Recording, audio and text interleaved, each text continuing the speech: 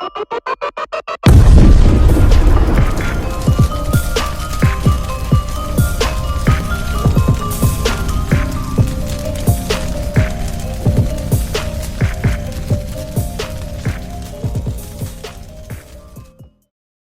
morning, everybody.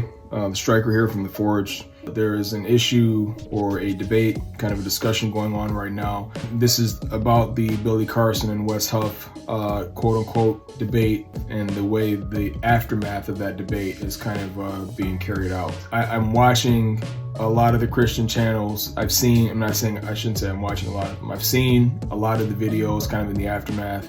I've looked through some of the comments and the way people are responding to it. And it's like people are swarming like there's like sharks when there's blood in the water. And this response highlights the reason why I have kind of taken the stance and the approach that I have, and why I left a lot of those things to begin with. And makes me kind of more inclined to be sympathetic to somebody in Billy's position. I've mentioned Billy on my channel before. I've watched some of his content. I don't watch everything he does. I don't agree with everything he does or says. I also don't need my associations to be defined by who thinks like me and who agrees with me anymore. Not since I left Christianity. That's kind of one of the things I left behind when I left organized religion, was this need for everybody I come across for me to convince them to think like me, and then to base my fellowship, friendship, or associations with them based on, was I successful in getting you to be a convert or to think like I do. I don't need that anymore. I've said many times on my channel also, I'm probably more aligned with somebody like Paul Wallace because he comes from a similar background, right? I also spent, over a decade, probably, close to a decade and a half in ministry and leadership with the church. So I probably find I align with and more similarities in Paul Wallace's content and his approaches and his opinions, probably than I do Billy. But again, it doesn't matter. I share the same interest and curiosity and wanting to know more, and also kind of shedding the restrictions that come along with the Christian upbringing I had anyway. I'm not going to speak for everybody else, but this restriction on you basically get all of your spiritual guidance from the one book, the one source, and not anything else. So I share with Billy that drive, that passion for knowledge, for curiosity, for wanting to know more. And it's a very uncomfortable thing sometimes to kind of take that approach, because you have, a very high number of people that come from a certain mindset that want to debate, argue with you, or that, seem to agree with this thing that you might take issue with, or that you might disagree with. So when you have that comfort of the echo chamber, the comfort of, close to 1 billion people or more, I'm forgetting what the numbers are now, that think like you do, how exposing and how vulnerable it can be to say, I want to step out from that and I have a different opinion, or I want to go and seek a different path, or search out some other information or some other conclusion that this big group has been told they can't do. So I have some empathy with him, because I also know what it's like to kind of be in that position where I'm seeking information that everybody around me may not value, may not agree with, or may not even encourage, that kind of path or that kind of journey. So I find some, sympathy for him in that. Anyway, so I've heard Billy's story, that he was a preacher's kid. His experience that in his youth, and having some of his questions and being curious and having things he experienced that he wanted a better explanation on, asked some questions and was told, don't ask these questions, don't challenge, fall in line, all the usual stuff. So I understand, and I'm very familiar with that aspect, right, with Billy's perspective. And I'm speaking today as somebody who was on the other side of that, coming from the ministry. I definitely didn't come from a church where asking questions was shunned. But understanding Billy's perspective as a preacher's kid, you have questions, you get told, don't ask these questions. I understand what that feels like, because I was one of the people who, while not telling people don't ask questions, but I was part of the guard.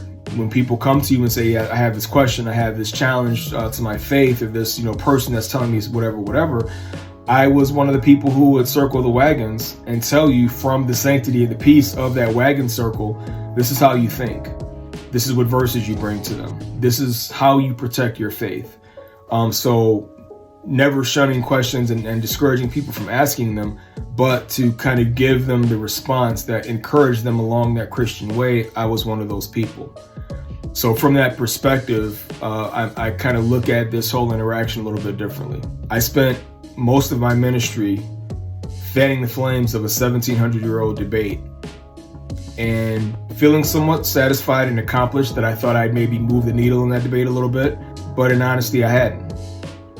I made no more progress than what progress has been made in the past 1700 years in that debate. I believe that they are meant to keep us away from the discussions that have true meaning, that bring true enlightenment, true progress.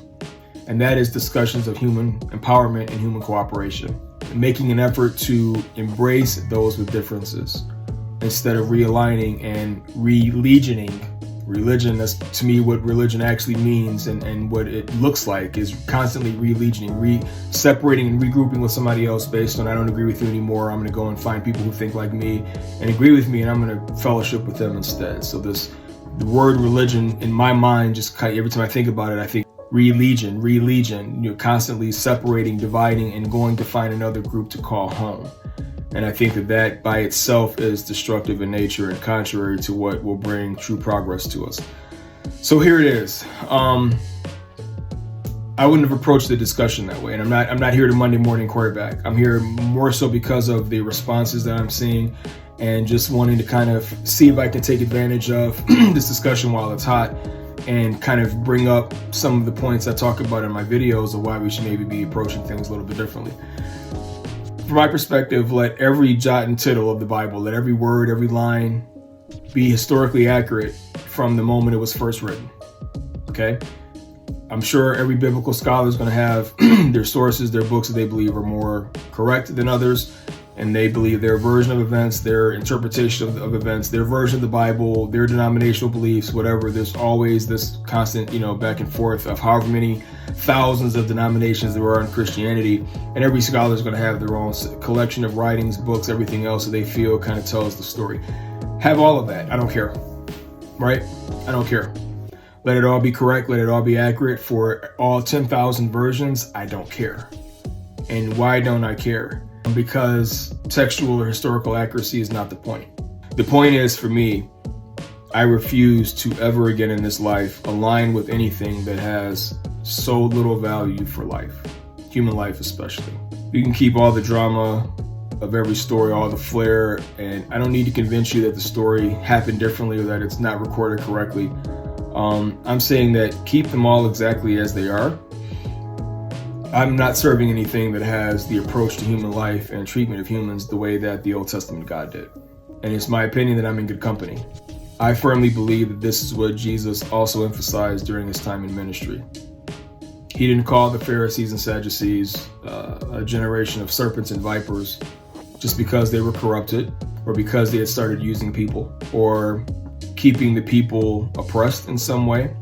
Stealing from them, whatever the case. I don't think that his comments were just because they had become corrupted, but because the very tenets and aspects of their religion that they were maintaining, and they were doing a great job at, standing guard, but they were standing guard over tenets, religious tenets that are derived from the serpent, the biblical serpent. If I'm using that language to kind of be able to kind of be relatable and understand what mindset more so and character I'm talking about. I think he called them a generation of vipers and serpents because they were continuing the religion of the serpent exactly as they were doing it. I don't think they had stopped.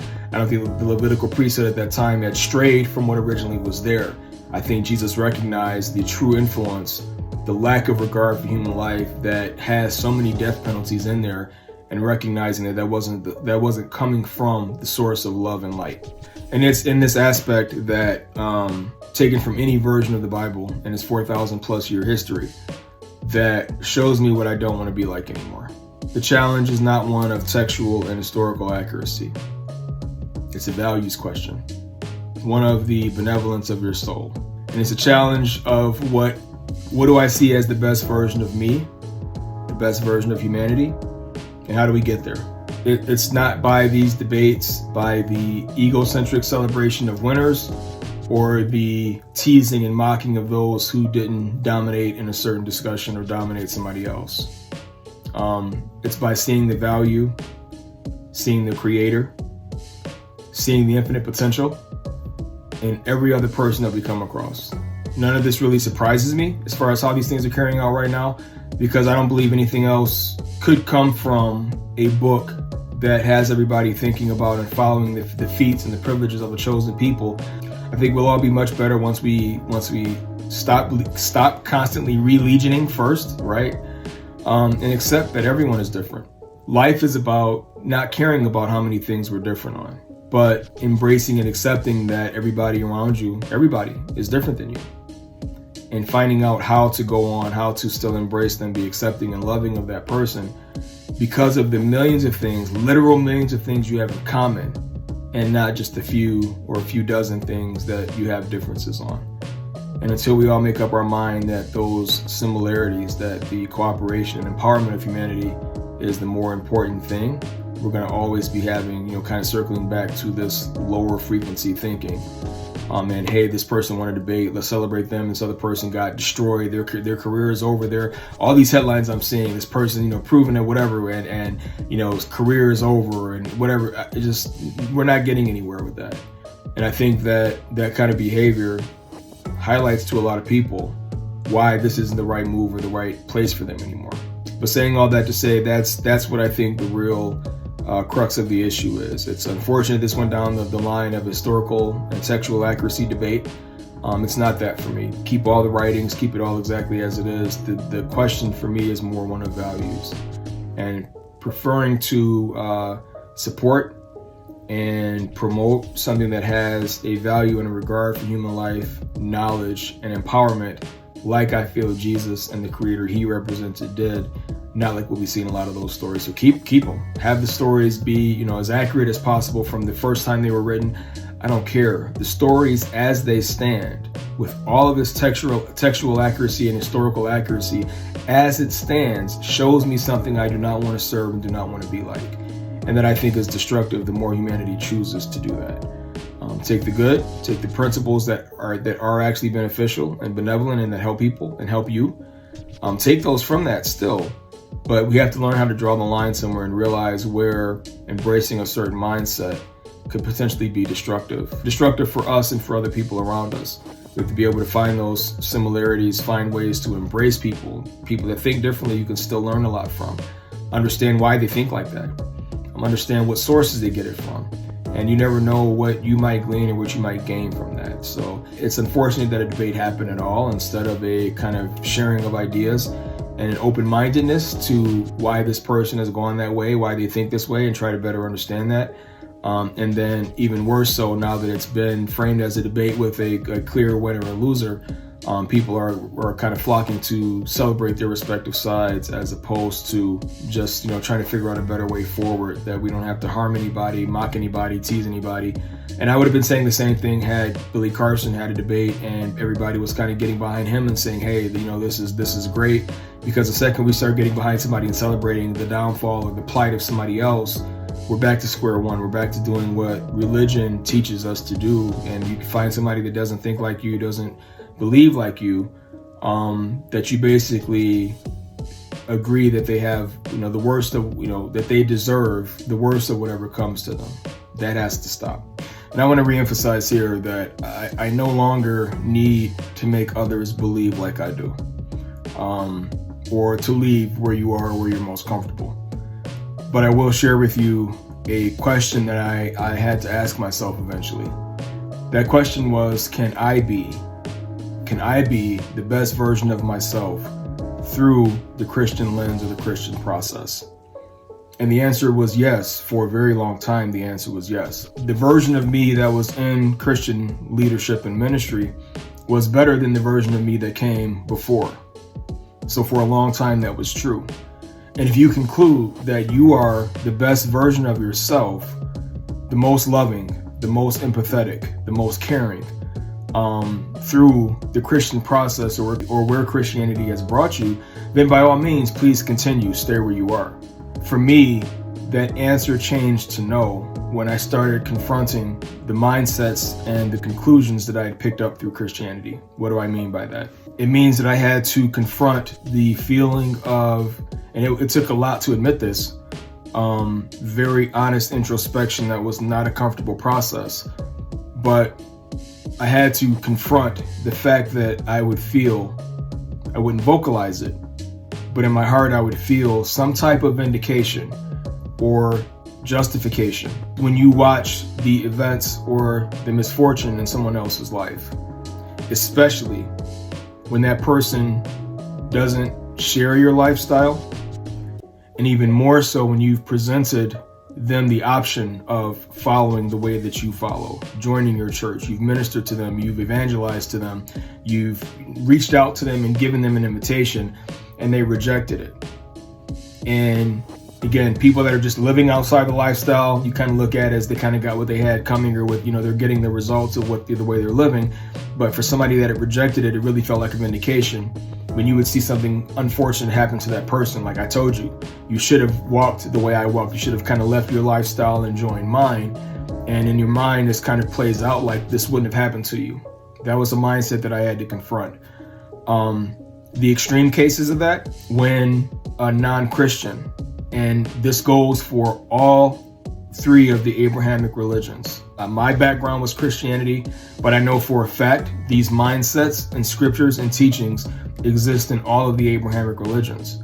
If you find someone that rejects what you believe is quote unquote God's instruction, and again, when misfortune or even death happens to that person, you kind of feel like they got what they had coming. You feel, again, justified or vindicated in some way. I also had to confront the fact that I feel like we were kind of given a one-size-fits-all solution. No matter what your problem is, what the nature of your issue is, whether it's just dissatisfaction, whether it's a problem in your life, whether it's habits you can't break, no matter what your problem is, we had one solution for you. That one solution is my faith, my lifestyle, and joining the church where I'm going to. Or if you're somewhere where you can't, going to a church like mine. No matter what your problem is, I have a one-size-fits-all solution that any issue you have in your life is all because you don't live your life like I do. So when I confronted these things and realized the lack of compassion, lack of empathy for those who are not like me, I had to realize that the Christian version of me was no longer.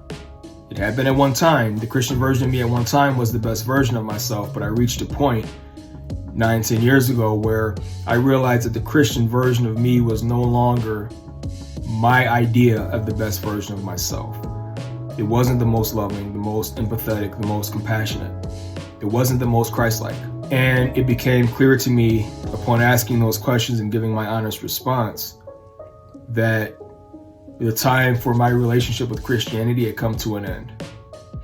Just like if you have a girlfriend or a boyfriend and you realize that relationship has run its course.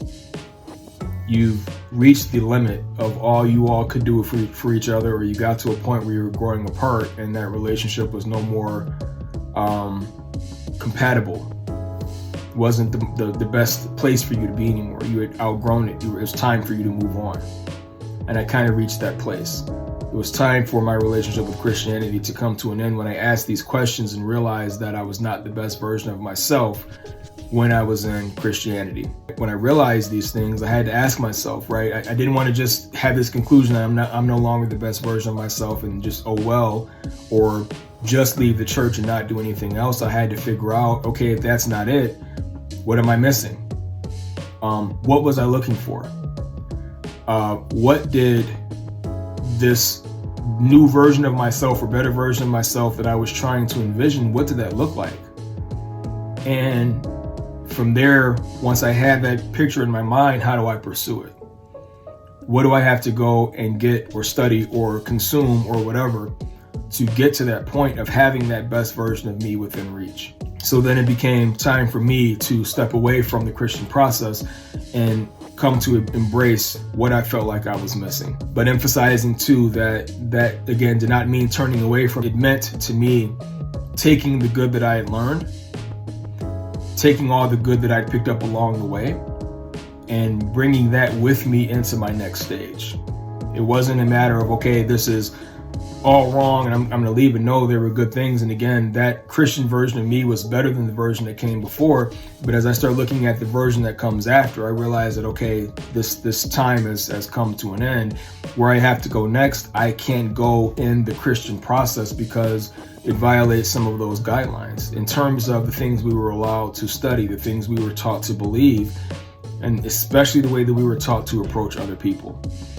So emphasizing again, that told me that it was time to take the good that I had learned, all the good that I picked up along the way, and bring that good with me to go on and figure out what it was I was missing and to become that better version of myself. And that's what I think is going to be should be the important outcome of the debate right now. And again, maybe more of the focus of that conversation than the textual and historical accuracies or inaccuracies with the book. It's not about that. It's about the morality and the value of life and the value of other people in whom the Creator dwells. Don't forget to check out our new merch store on Shopify, where you can get clothing from Infinite Insight, clothing from all the different brands I'm involved in, including the music from DMF Clothing. We have the Forge Striker clothing from this YouTube channel and from the Mind Forge podcast. All the merch at the Shopify store printed here. And go grab your gear right now so you can show everybody what you stand for, what you're about. Hey, thanks for watching our video and sharing with us one of your most important resources, your time. Continue to seek truth, reclaim your knowledge, your existence, and your reality. And you already know how this works. Like, share, comment, subscribe, and turn on notifications if you want to help this channel work towards a better future. But most importantly, I hope this channel has helped you. Take care.